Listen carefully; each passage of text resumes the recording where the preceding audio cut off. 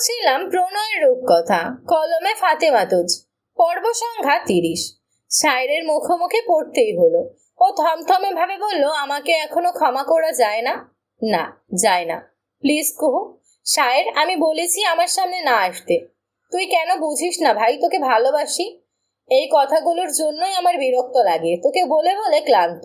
ওকে পাশ কাটিয়ে চলে গেল কুহু। সাথেই ছিল লাবিবা। ওর দিকে অসহায় হয়ে চাইলো। একটা কথাও না, তোর জন্য আমি আর কিচ্ছু করব না। লাবিবা, তুই তো বোঝ একটু। কিছু বোঝার নেই বলে লাবিবাও চলে গেল। শায়ের নিঃসঙ্গ হয়ে বসে রইল। তার সবটা এলোমেলো লাগছে। কুয়োর সাথে চা খেয়ে বের হতেই নিচ্ছিল লাবিবা। ঠিক তখনই লাবিবা বলে উঠল, এই কুহু, ওটা তোর কাজিন না? কুহু ওর কথায় দৃষ্টি ফেরালো। দেখলো দীপ্র ভাই দাঁড়িয়ে ফোনে কথা বলছেন। ও নেই তো, তাই না? ভাই ছবির থেকেও সুন্দর। এই কথা বলতেই কুহু তাকালো লাবিবার দিকে। ও মিকি হাসি হেসে বলল, আসলেই ভাই, এমন একজনকে রিজেক্ট করছিস তুই? আমি না, আমাকেই করেছে। ধুর, কি যে বলিস তুই। পালাবি এটা জেনেই তো করেছে, না হলে কখনোই করতো না। কে জানে, যাগ্গে ওসব কথা। উনি হলো আয়না আপুর প্রেমিক। মুখটা খারাপ করাবি না। তোর এই কাজিনকে পেলে আমি আসলেই চড় দেব। ওর কথায় হেসে ফেললো কুহু। বলল, আরে তুইও না। আমি কি? ওই মেয়ের জন্যই সব এলোমেলো হলো। থাক, বাদ দিক, চল আমরা যাই বলে সামনের দিকে এগোতেই যাচ্ছিল কুহু।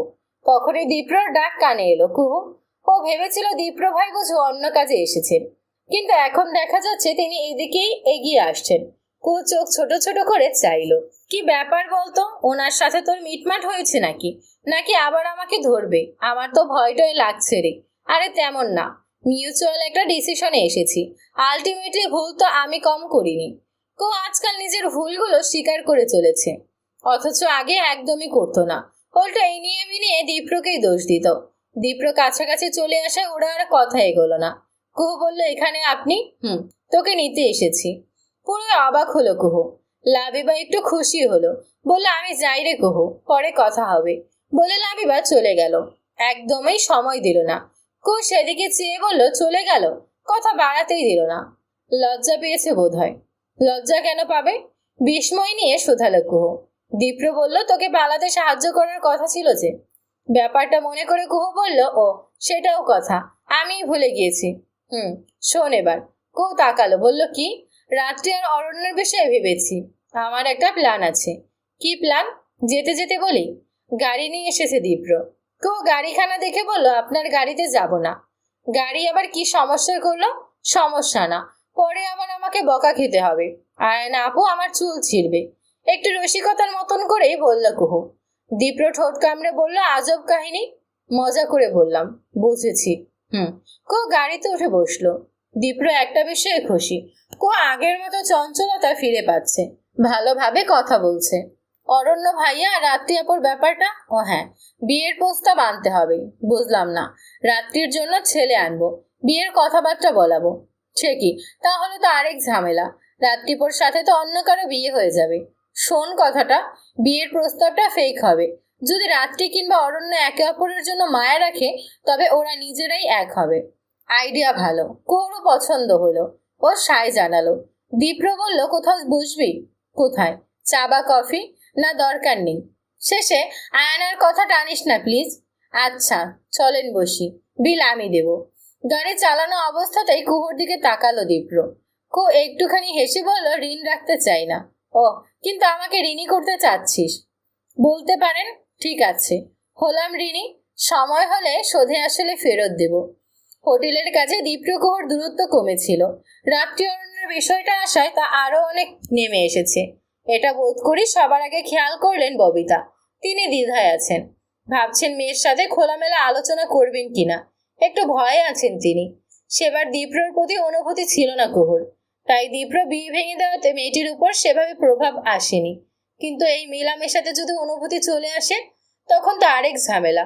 রাতের বেলা এই বিষয়টি নিয়ে কথা বলতে এলেন তিনি। মেয়ের সাথে খোলামেলা আলোচনা করলেন।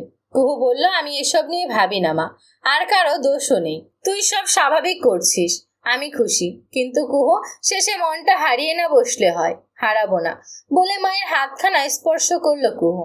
অনেকটা দ্বিধা নিয়েই স্পর্শ করেছে ও। এতিমখানায় ঘুরে আসতে মন যাচ্ছে।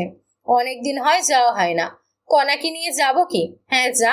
আর একটা কাজ করা যায়, ওদের জন্য একবেলার খাবার রান্না করে দিই যদি। এটা তো আরো ভালো হয়।